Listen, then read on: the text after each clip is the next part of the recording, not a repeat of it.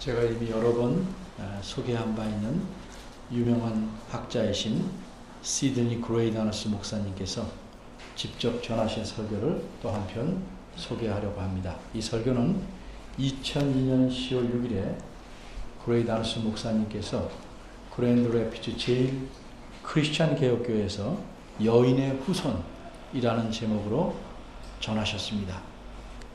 그리고 그 이후에 골든 카넬 신학대학원에서 2005년 4월 1일에 이 내용을 조금 고치셔서 거대한 전쟁의 시작이라고 새롭게 제목을 붙여서 다시 전하셨습니다.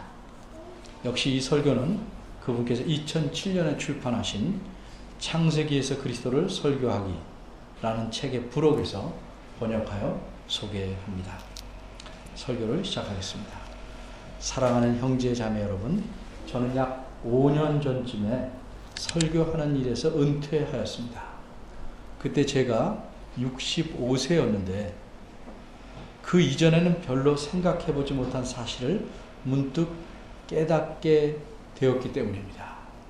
다름이 아니라 제가 계획하고 있는 저술 작업, 책 쓰는 일을 다 마치려면 내 인생의 시간이 그다지 많이 남아있지 않구나 하는 깨달음이 있었기 때문입니다. 그래서 누구나 그러하듯이 우선순위를 정해야 했습니다. 따라서 저는 저술 작업과 이미 약속이 잡혀있는 연속해야 하는 강의에 집중하기 위해서 설교하는 일을 그만두기로 하였습니다. 그런데 이 학교에서 계속해오던 연속 강의가 있었는데 이 강의의 마지막을 설교로서 마무리 지으시면 좋겠다 하는 이런 요청을 받았습니다. 그 요청을 제가 받아들여서 오늘 설교를 하게 된 것입니다. 이 요청을 받아들인 이유는 설교는 수영하는 것과 같다고 제가 생각했기 때문입니다. 무슨 말씀이냐 하면 일단 수영을 할 줄 알게 되면 수영하는 법을 잊지는 않는다는 점에서 그렇습니다. 비록 나이가 들어서 수영하는 속도가 느려지고 숨이 차서 더 자주 쉬고 동작이 활발하지 못하게 될 수는 있겠지만 그렇다 할지라도 어떻게 수영하는지를 잊지는 않습니다.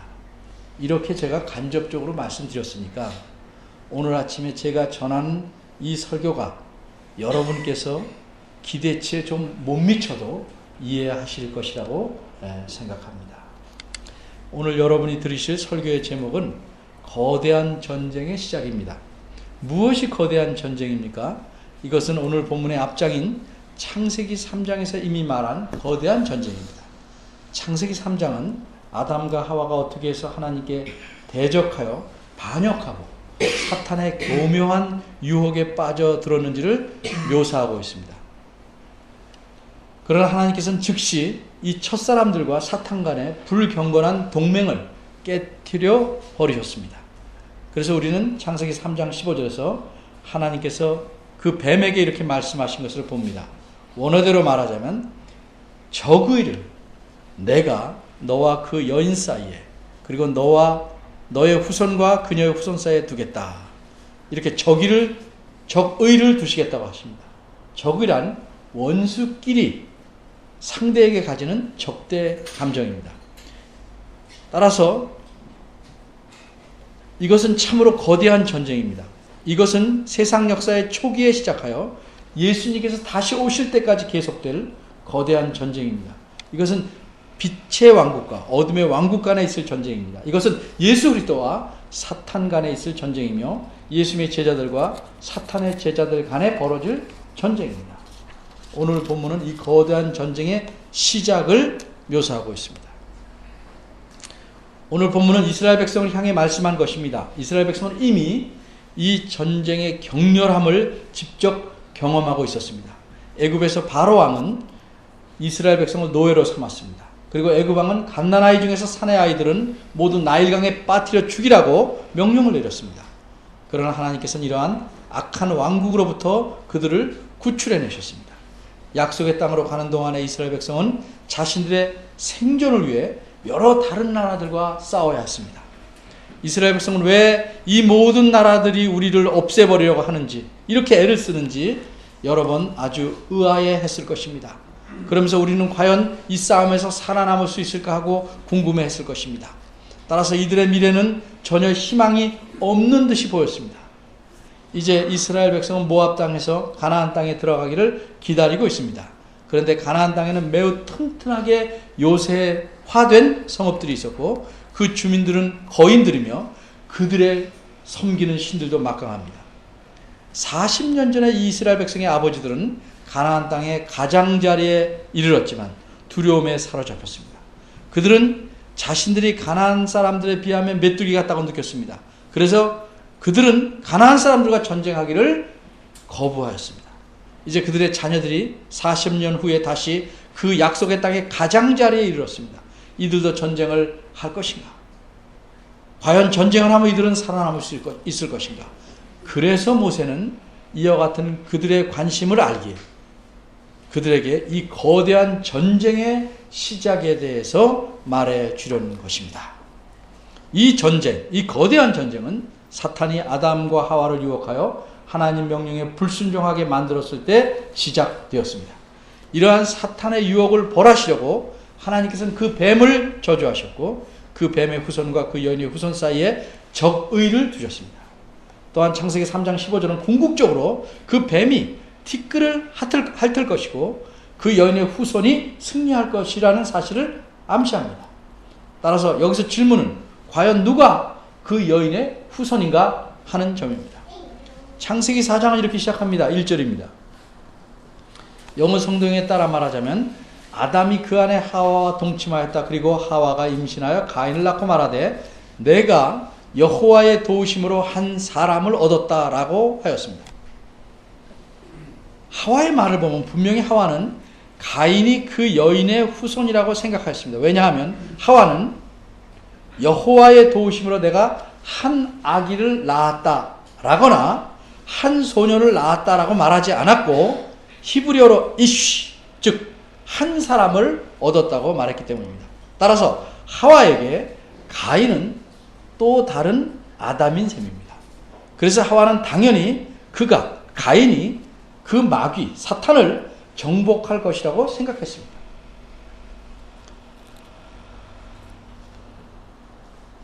이처럼 그의 어머니가 가인이 여호와의 도우심으로 태어났다고 증거하였기 때문에 가인은 여러모로 유리한 입장에 있었습니다.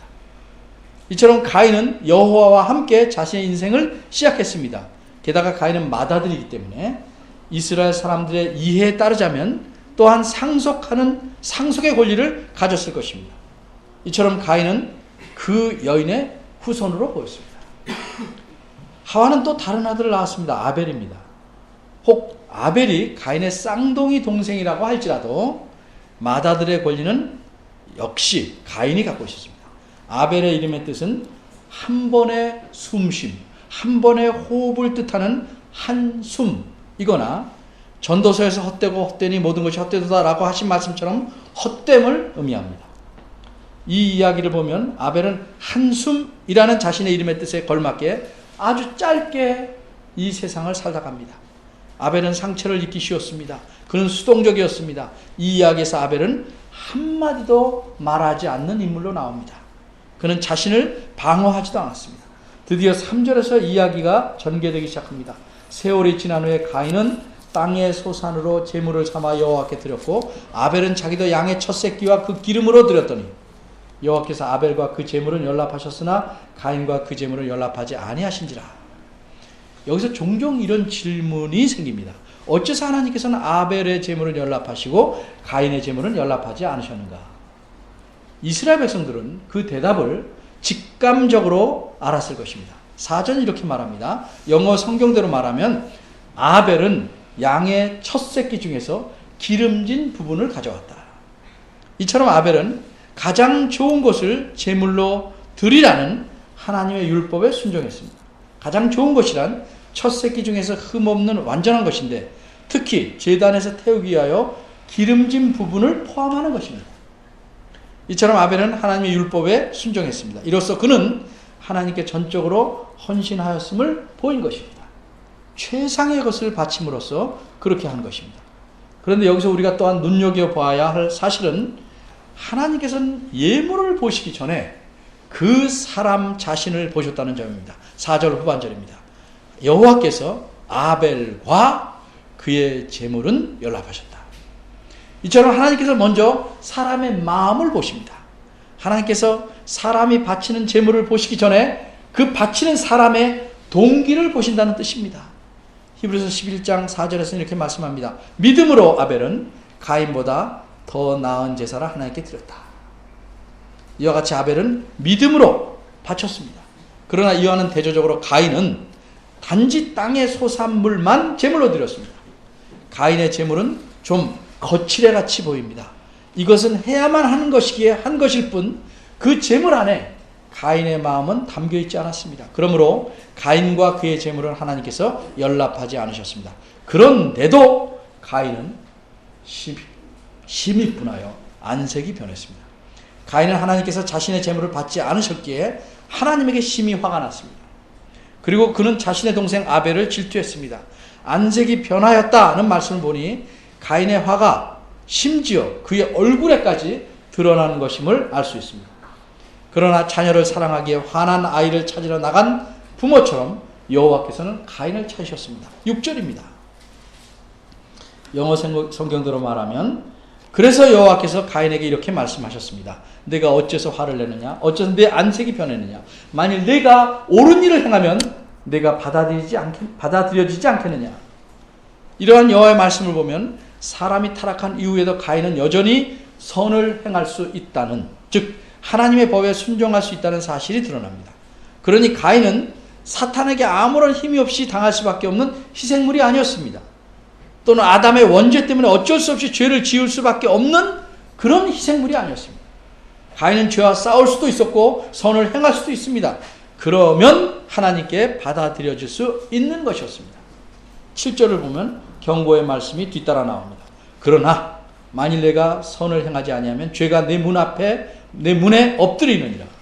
엎드린다는 표현은 섬뜩한 표현입니다.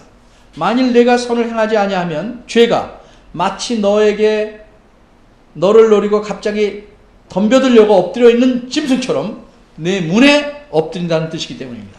먹이를 노리고 엎드려 있는 사자를 한번 생각해 보십시오.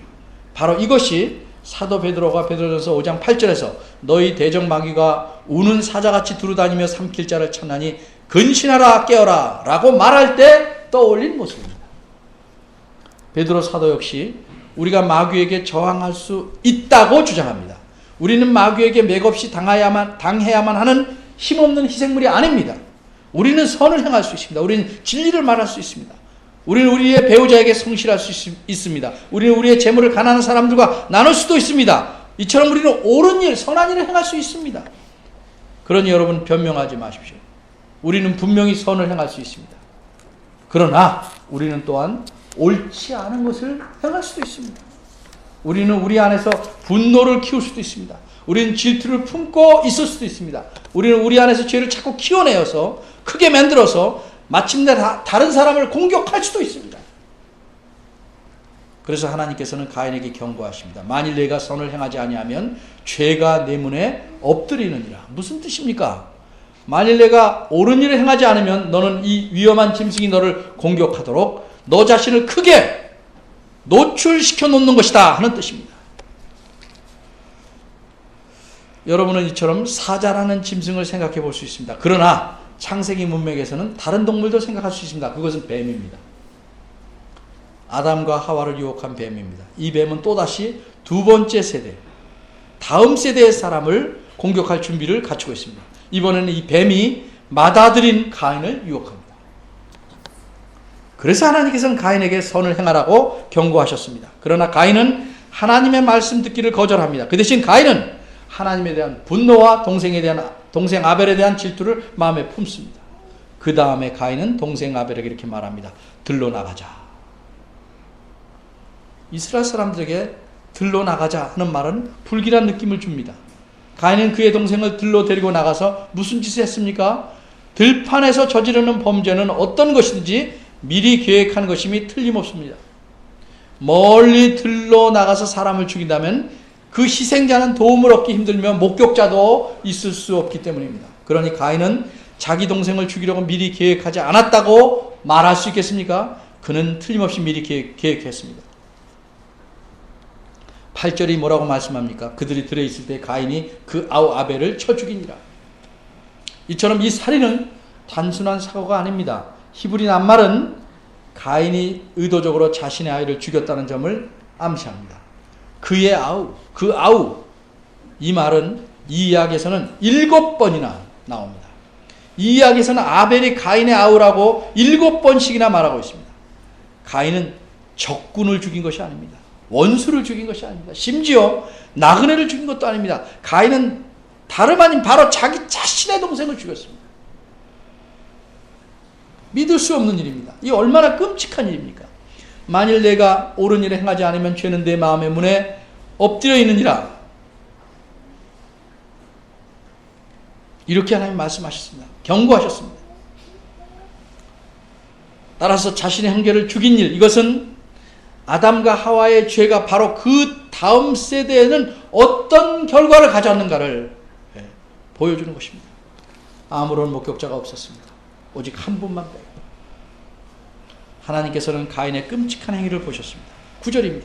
그래서 여호와께서 가인에게 말씀하십니다. 내 아우 아벨이 어디 있느냐? 그러나 가인은 이렇게 대답합니다. 내가 알지 못합니다. 내가 아우를 지키는 자입니까? 이 대답은 뻔뻔한 거짓말입니다. 예수님께서 말씀하시기를 마귀는 거짓의 아비라고 하셨습니다. 여러분은 가인이 거짓말을 하는 것을 보니까 그가 이미 마귀의 둥지 속으로 이사에 들어갔음을 알 수 있습니다. 가인이 태어났을 때 하와는 그가 마귀를 정복할 여인의 후손이라고 생각했습니다. 그러나 가인은 하나님에 대하여 화를 품고 동생에 대하여는 질투를 품어서 마귀에게 틈을 열어주었습니다.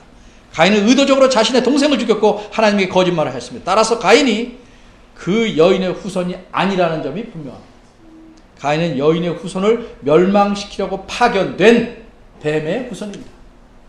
10절과 11절입니다. 하나님께서 말씀하십니다. 내가 무엇을 하였느냐? 네 아우의 핏소리가 땅에서부터 내게 호소하느니라. 영어 성경대로 그 다음을 옮기면 그런즉 이제 내가 저주 아래에 있다. 창세기 3장에서 하나님께서는 그 뱀을 저주하셨고 땅을 저주하셨습니다. 그러나 아담과 하와는 저주받지 않았습니다. 이로써 두 사람은 저주받지 않았다는 사실에서 그 여인의 후손에 속해 있음을 나타냅니다. 그러나 이제 하나님께서는 가인을 저주하심으로써 가인이 그 뱀의 후손이라는 사실을 확증해 주시는 것입니다. 그 뱀의 후손과 그 여인의 후손 사이의 적의는 앞으로 이 적의 때문에 인류는 두 진영으로 나뉘어질 것입니다. 그래서 어떤 이들은 사탄의 편에 설 것이고 어떤 이들은 하나님의 편에 설 것입니다. 하나님께서는 가인을 저주하시고 그를 그 땅에서 내어 쫓으십니다. 그래서 가인은 땅에서 쉼없이 떠돌아다니는 방랑자가 될 것입니다. 그러자 가인은 여호와께 부르짖습니다. 13절과 14절입니다. 내 벌이 너무 중하여 견딜 수가 없습니다. 너무 무거워서 내가 못 견디겠습니다. 주께서 오늘 이 지면에서 나를 쫓아내시오니 내가 주의 낯을 배웁지 못하리니 내가 땅에서 피하며 유리하는 자가 될지라 물은 나를 만나는 자가 나를 죽이겠나이다. 옛날 이스라엘에서는 어떤 사람이 살해를 당하면 그 죽은 사람의 친척이 복수를 하게 되어 있습니다. 그래서 마치 현상금을 노리는 인간 사냥꾼처럼 죽은 이의 친척은 살인자를 추적합니다. 그리고 마침내 그를 죽이게 됩니다. 그러나 15절에서 보시는 바와 같이 여호와께서는 가인에게 이르시되 가인을 죽이는 자는 벌을 7배나 받으리라고 말씀하십니다. 여기서 7배란 철저한 보복을 뜻합니다. 그러나 여호와께서는 가인에게 어떤 표를 주사 가인을 만나는 자 중에 아무도 그를 죽일 수 없게 하셨습니다. 사람들은 종종 하나님께서 가인에게 어떤 표를 주셨는지 알고 싶어 합니다. 그러나 성경 본문은 우리에게 전혀 그것이 무엇인지 말하고 있지 않습니다. 그것은 그다지 중요한 것이 아니기 때문입니다. 정작 중요한 것은 그 표가 무엇이었는가가 아니고 그 표가 무엇을 의미하는가 사실입니다. 그 표가 무엇을 의미하는가 그 의미를 알고 보면 참으로 놀랍습니다. 가인은 그 여인의 후손과 그 뱀의 후손 사이에 벌어진 전쟁에서 반대편에 적군편에 가담했습니다. 가인은 마귀의 세력에 가담했습니다. 이로써 그는 하나님 나라의 배반자가 되었습니다. 그는 그 여인의 후손을 죽였습니다. 따라서 하나님께서 마땅히 그를 저주하신 것입니다. 이제 우리는 하나님께서 그를 정죄하셔서 지옥에 떨어뜨리게 하실 것이라고 예상하게 됩니다. 그런데 무슨 일이 일어났습니까? 하나님께서는 오히려 가인에게 표를 주사 그의 생명을 보호해 주십니다. 이것은 하나님의 긍휼의 표시이며 하나님의 은혜의 표시입니다. 하나님께서는 심지어 배반자들에게까지도 자신의 큰 뜻을 위해서 선한 선물들을 주십니다. 이는 예수님께서 산상수훈에서 이렇게 말씀하신 것과 같습니다. 하늘에 계신 너희 아버지께서는 그 해를 악인과 선인에게 비추게 하시고 비를 의로운 자와 불의한 자에게 내리우심이니라. 이것은 하나님께서 주시는 공통적인 은혜, 일반 은총입니다. 따라서 심지어 배신자인 가인에게까지도 하나님의 일반 은총이 주어진 것입니다.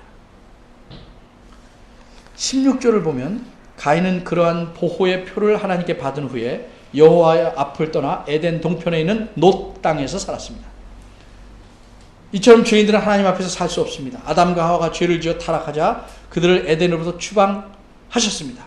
그들은 하나님 면전에서 멀리 떨어져 에덴 동편으로 추방되었습니다. 이제 가인은 하나님의 거룩한 면전에서 훨씬 더 멀리 떨어진 곳으로 가야만 했습니다. 역시 에덴 동편입니다. 그러자 하나님께서 가인에게 공통적인 은혜, 일반 은총을 주셨습니다. 그러기에 하나님께서는 가인에게 저주를 내리셨지만 그렇다고 생육하고 번성하라는 하나님의 원래의 복까지 완전히 없애버리진 않으셨습니다. 따라서 17절에 이런 말씀이 나옵니다. 가인이 아내와 동침하니 그가 잉태하여 에녹을 낳은지라. 18절입니다. 에녹이 이랏을 낳았고 이랏은 무후야엘을 낳았고 무후야엘은 무드사엘을 낳았고 무드사엘은 라멕을 낳았더라. 일반 은총을 주셨습니다. 특별히 라멕은 특별한 존재입니다. 그는 가인의 계열에서 아담으로부터 세면 7번째 세대를 대표하는 인물입니다. 이제 가인의 계열에서 문화가 엄청나게 발전한 사실을 눈여겨보시기 바랍니다. 19절부터입니다. 라멕은 두 여인과 결혼했습니다. 하나 이름은 아다이고 다른 하나 이름은 실라였습니다. 아다는 야발을 낳았는데 그는 장막에서 살면서 육축 치는 자들의 조상입니다. 원조입니다. 그의 동생 이름은 유발이고 그는 영어식으로 말하면 하프와 플루스를 연주하는 자들의 조상이 되었습니다. 한편 실라도 아들을 낳았습니다. 그의 이름은 두발 가인입니다. 그는 청동과 쇠로 온갖 도구들을 만들었습니다. 이처럼 라멕의 세 아들은 목축과 음악의 조상이며 각종 도구와 심지어 무기들도 만들 수 있었습니다. 여기서 다시 우리는 문화의 발전 속에 나타난 하나님의 일반 은총을 보게 됩니다.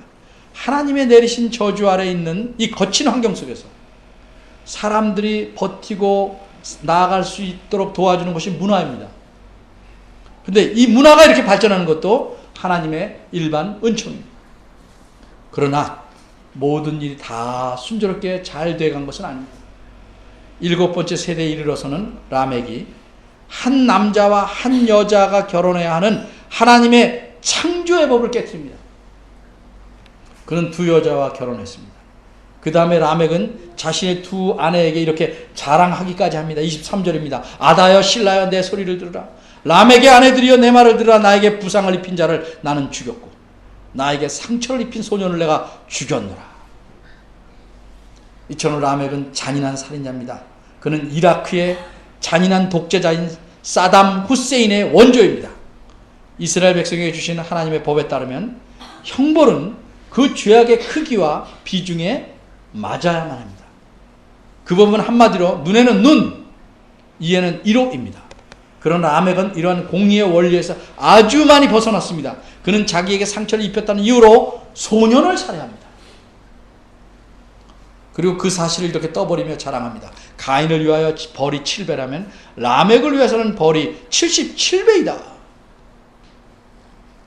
라멕은 하나님께서 가인을 위해서 철저하게 보복하실 것이라는 뜻에서 7배를 말씀한 것을 따다가 77배까지 보복하겠다고 합니다. 이렇게 라멕은 끝없는 보복을 맹세한 잔인한 사람입니다. 아무도 그 누구도 이 폭력적인 라멕을 건드릴 수가 없을 것입니다. 그는 하나님의 보호를 전혀 필요로 하지 않습니다. 그는 혼자 힘으로 자신의 삶을 꾸려갈 수 있습니다. 이제 본문의 이야기가 거의 끝나갑니다. 기록자는 인간 역사에 전개된 죄의 끔찍한 발전을 간단히 묘사했습니다. 7이 세대의 온전한 숫자를 뜻하긴 하지만 겨우 7세대 만에 죄는 그 열매를 가득 맺었습니다. 그 결과 인간은 자신이 스스로 방어할 능력을 갖고 있음을 자랑합니다. 인간은 하나님을 필요로 하지 않음을 자랑합니다. 하나님의 법도 필요로 하지 않습니다. 인간은 스스로 자기에게 신이 되었습니다. 이것이 바로 아담과 하와가 저지른 죄입니다만 이제 이것은 훨씬 더 반항적이고 공격적이 되었습니다. 인간이 자신의 문화적 발전에 힘입어서 스스로 삶을 꾸려갈 수 있게 되었습니다. 이렇게 겨우 7세대 만에 모든 인간은 하나님을 떠나서 완전히 세속주의에 빠졌고 세상에 물들여 버렸습니다. 그리고 이와 같은 세속주의는 오늘날까지 계속되고 있습니다. 우리의 문화 발전과 우리의 막강한 군사력과 우리의 핵무기와 방어 체제를 갖고 있어서 우리는 우리에게 스스로 법입니다. 우리가 법입니다. 우리는 스스로 방어할 수 있다고 큰 소리 칩니다. 그래서 우리는 더 이상 하나님을 필요로 하지 않습니다. 우리가 다 우리 힘으로 할 수 있다고 자랑합니다. 그러나 이 람에게 끔찍한 이야기로 본문이 끝나는 대신에 기록자는 다시 재빨리 아담과 하와에게로 돌아갑니다. 25절에 이렇게 말씀합니다. 아담이 다시 아내와 동침하며 그가 아들을 낳아 그 이름을 셋이라 하였으니 이는 하나님이 내게 가인에 죽인 아벨 대신에 다른 씨를 주셨다 함이며 이제 하와조차도 가인은 그 약속된 여인의 후손이 아니었다는 사실을 알게 되었습니다. 동생 아벨이 여인의 후손이었다는 사실을 알았습니다. 그러나 가인은 아벨을 죽였습니다. 하지만 하나님께서 은혜를 베푸셔서 새로운 후손을 주셨다는 사실을 하와는 알았습니다. 그래서 하와는 하나님께서 내게 아벨 대신에 다른 씨를 주셨다. 이는 가인이 그를 죽였기 때문이라고 말한 것입니다. 이것이 오늘 본문의 핵심입니다. 그 여인의 후손과 그 뱀의 후손 간의 거대한 전쟁에서 하나님은 신실하시다. 그래서 그 여인의 후손의 계열을 이어가신다 하는 것이 이 본문의 핵심입니다. 이제 오늘 본문의 마지막 구절을 주목하십시오. 26절입니다. 셋도 아들을 낳고 그 이름을 에노스라 하였으며 그때 사람들이 비로소 여호와 이름을 불렀더라. 여기서 여호라는 명칭이 사용되었는데 이것은 창세기에서 하나님의 이름을 70번째로 사용한 것입니다. 그러니까 7 곱하기 5, 35번은 창조 이야기에서 사용됐고 다시 7 곱하기 5, 35번은 창세기 2장, 3장, 4장에서 사용했습니다. 그리고 70번째로 창세기에서 하나님의 이름인 여호와를 사용했습니다. 의도적이고 특별하게 이 시점에 사용한 것입니다. 가인 계열에 묘사된 그 뱀의 후손과는 대조적으로 이 셋의 계열에서는 사람들이 여호와의 이름을 부르기 시작했습니다. 가인 계열에서 문화적 발전이 풍성했지만 점점 그 사람들은 하나님이 자기들에게는 필요 없다고 선언했습니다. 그러나 그 여인의 후손의 계열에서는 사람들이 여호와 이름을 부르기 시작합니다. 이들은 자신들의 삶이 자신들의 왕이신 여호와께 달려있음을 인정하는 것입니다. 그래서 여호와를 자신들의 삶의 중심에 둡니다. 그들은 하나님께 기도하고 예배하며 자신들의 삶을 하나님께 헌신합니다. 이게 두 계열의 엄청난 차이입니다. 하나님께서는 신실하셔서 그 여인의 후손의 계열을 이어가고 계십니다. 만약 하나님께서 신실하시지 않다면 이 계열, 즉 이 교회의 계열은 아벨의 죽음으로 끝이 났을 것입니다. 그러나 하나님께서는 셋과 그의 후손들을 일으키셔서 자신의 교회가 이 땅에서 계속되게 하셨습니다. 이것도 역시 물론 뱀의 후손과의 더 격렬한 싸움이 계속될 것이라는 사실을 시사합니다.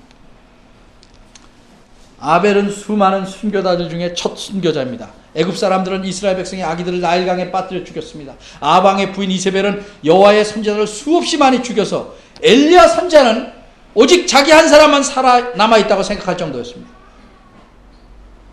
그렇지만 하나님께서는 그리스도께서 오실 때까지 자신의 교회를 살아있도록 지키셨습니다. 그 다음에 사탄은 그 여인의 후손인 예수 그리스도를 죽였습니다. 그러나 핍박은 거기서 멈추지 않았습니다. 일찍이 예수님께서 자기 제자들에게 이렇게 경고했습니다. 마태복음 10장 16절 24절입니다. 드문드문 제가 읽습니다. 보라, 내가 너희를 보냄이 양을 이리 가운데 보낸 것 같도다. 너희가 내 이름을 인하여 모든 사람에게 미움을 받을 것이다. 제자가 그 선생보다 높지 못하다. 그리고 얼마 지나지 않아서 이 말씀은 그대로 이루어집니다.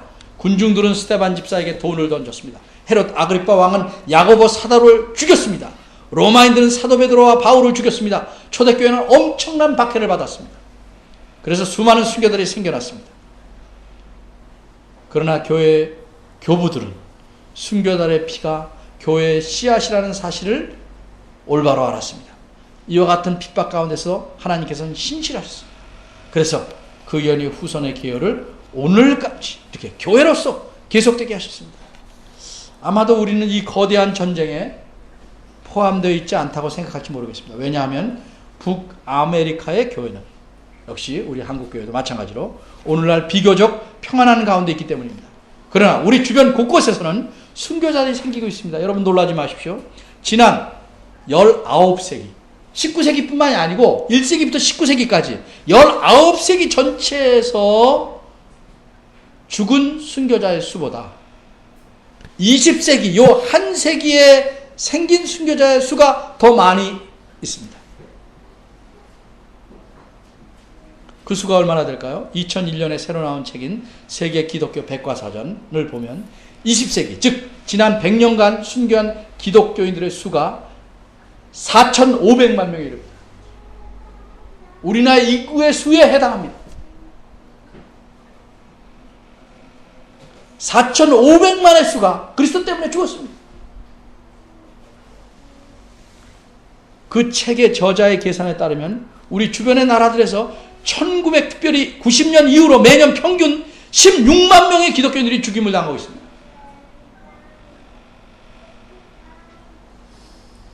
전쟁입니다. 사탄의 왕국과 하나님 나라 사이의 전쟁입니다. 그러기에 그리스도인들로서 우리는 모두 이 거대한 전쟁에 끼어들어 있는 것입니다. 혹 여러분 중에 선교 사역을 목표로 하고 있는 분들은 10중 8구 이 거대한 전쟁을 다른 사람들보다 더 격렬하게 현장에서 경험할 수 있을 것입니다. 우리는 모두 예수님의 제자로서 이 거대한 전쟁에 연관되어 있는 것입니다. 여러분, 내 인생이 이 전쟁에서 위태로울 때 나는 이 전쟁을 어떻게 해나가야 되는가? 나는 이 전쟁에서 과연 어떻게 해야 하는가? 한번 생각해 보시기 바랍니다. 요한 사도가 보낸 첫 편지인 요한일서는 이런 생각을 하는데 매우 도움이 됩니다. 요한 사도는 이 편지를 어떤 핍박받는 교회에게 보냈습니다. 요한일서 3장 10절 13절에서 그는 이렇게 썼습니다. 가인같이 하지 말라. 저는 그 악한 자에게 속하여 그 아우를 죽였으니 어떤 이유로 죽였는가? 자기의 행위는 악하고 그 아우의 행위는 의로웠기 때문이야. 형제자매들이여, 세상이 너희를 미워하거든 놀라지 말라. 또 요한 사도는 그들에게 적그리스도의 영에 대해 이렇게 말씀했습니다. 요한 1서 4장 3절과 4절입니다. 적그리스도의 영이 오리라 한 말을 너희가 들었거니와 이제 벌써 세상에 있느니라.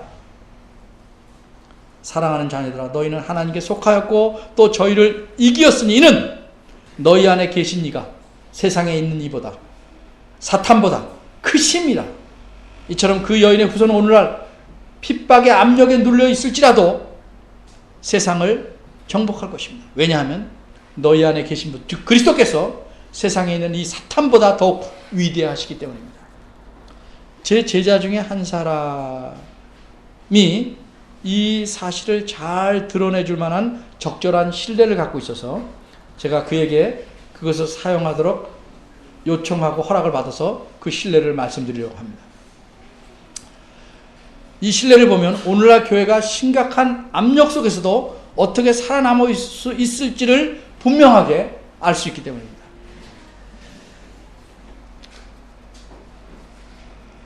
저는 그 신뢰에서 그 예에서 핵 잠수함 스레셔, 아마 이 말은 고래도 공격하는 상어의 이름을 딴 듯한 것 같습니다. 스레셔라는 핵 잠수함을 떠올리게 되었습니다. 이 핵 잠수함의 칸막이들은 매우 튼튼한 강철판으로 되었고 몸체도 강화철판으로 만들어져서 바닷속 깊이 잠수할 수 있으며 깊은 바다의 압력에도 견딜 수 있었습니다. 그런데 불행하게도 1963년에 이 핵 잠수함이 시험 운행 중에 그 핵으로 된 엔진이 멈췄습니다. 그래서 잠수함 물 위로 떠오를 수가 없었습니다. 잠수함은 바닷속으로 깊이 더 가라앉았습니다. 바다의 압력은 이루 말할 수 없이 컸습니다. 튼튼한 강철판으로 된 칸막이들이 뒤틀렸습니다. 결국 그 잠수함은 그 안에 129명의 승무원들을 태운 채 찌그러지고 말았습니다. 해군은 스레셔라는 이 핵잠수함을 찾아 나섰습니다. 이 핵잠수함보다 훨씬 더 강한 튼튼한 수색용 잠수정을 사용해서 찾아 나섰습니다. 이 수색용 잠수정은 마치 강철공처럼 생겼습니다. 이것을 줄에 매달아서 바닷속으로 내려보냈습니다. 마침내 수색대원들은 바닷속에 해저 8,400피트, 약 2,800m 지점에서, 백두산 높이가 좀 깊죠, 높죠. 2,800m 지점에서 그 핵잠수함 스레셔를 찾았습니다. 근데 그 핵잠수함은 마치 으깨진 달걀 껍질과 같았습니다. 바다 압력 때문에. 그런데 그거는 놀랄 일이 아니었습니다. 왜냐하면 그 깊이에서 받는 압력은 말할 수 없이 어마어마한 것이기 때문에 그러려고 예상했습니다. 그 깊이에서는 8,400피트, 그 깊이에서는 가로 세로 높이 입방 2.5cm에서 받는 압력이 무려 3,600파운드, 약 또 틀리나요? 1,800kg. 그러니까 60kg의 사람 30명의 무게를 2.5cm 입방에서 받는다고 합니다. 그러니까 그 잠수함이 크기는 말하지 않았지만 얼마나 많은 압력을 받았겠습니까? 달걀이 으깨진 것처럼 깨져버렸습니다. 그런데 그 수색대원들이 정말 놀란 일은 그렇게 으깨진 게 아니고 그들이 그 깊은 바다에서 물고기를 본 일입니다. 이 물고기들은 자신들을 보호하기 위해 두께가 그 2.5cm나 되는 강철판을 입고 있지도 않았습니다. 그 물고기들은 다른 물고기들과 똑같은 피부를 가진 듯이 보였습니다. 그리고 몸 전체의 두께가 겨우 1인치, 2.5cm 정도밖에 안 되는 작은 물고기였습니다. 그런데 어떻게 이 물고기들은 그렇게 엄청난 수압 속에서 살아남을 수 있었는가? 어떻게 그것들은 그토록 어마어마한 물의 무게에 눌려서 으깨지지 않고 있었는가? 그 비밀이 무엇인 줄 아십니까? 그 물고기들은 바깥에서 그들이 받는 무지무지한 압력과 똑같은 압력을 몸 안에 지니고 있었다고 합니다. 그러니까 두 압력이 서로 밀어내고 와서 몸을 유지합니다. 그래서 그들은 압력 아래서도 생존할 수 있습니다. 사도 요한은 우리에게 확신시켜줍니다. 너희 안에 계신 분이 세상에 있는 이보다 더 위대하시다. 따라서 우리는 사탄과 벌이고 있는 이 전쟁에서 승리할 것입니다. 왜? 예수님께서 자신의 성령을 우리 심령 안에 쏟아 부으셨기 때문입니다. 밖에서 오는 강한 압력을 역시 밀어낼 수 있는 강한 압력이 우리 안에 있다는 것입니다. 힘이 있다는 것입니다. 사랑하는 자들아, 너희는 하나님께 속하였고 또 저희를 이기었으니 이는 너희 안에 계신 이가 세상에 있는 이보다 더 크심이라. 이 전쟁이 아무리 격렬하다고 할지라도 하나님께서는 신실하십니다. 그래서 하나님께서는 그리스도께서 마지막 승리를 얻으실 때까지 이 약해 보이는, 별 볼일 없어 보이는 교회를 보호하고 보존하실 것입니다. 아멘. 기도하겠습니다. 하나님 아버지, 저희들에게 하나님의 신실하심을 일깨워 주셔서 감사합니다. 하나님께서는 신실하셔서 이 거대한 전쟁 속에서도 하나님 당신의 교회를 보존하실 것입니다. 또한 하나님, 예수님께서 사탄에게 승리하게 하신 일에 대해서도 감사합니다. 이 승리를 저희들은 부활주일에 축하하며 매 주일마다 다시 축하합니다. 또한 하나님 아버지, 당신께서 저희들에게 이 전쟁에서 승리할 것을 약속해 주셔서 감사합니다. 그 까닭은 예수님께서 지금 우리 안에 거하시기 때문입니다. 비옵기는 당신께서 우리를 어디에서 부르시든지 우리로 하여금 당신에게 신실하도록 이끌어 주옵소서. 그리고 당신의 성령님을 통하여 이 전쟁에서 승리할 수 있게 신실하도록 이끌어 주옵소서. 예수님의 이름으로 기도합니다. 아멘.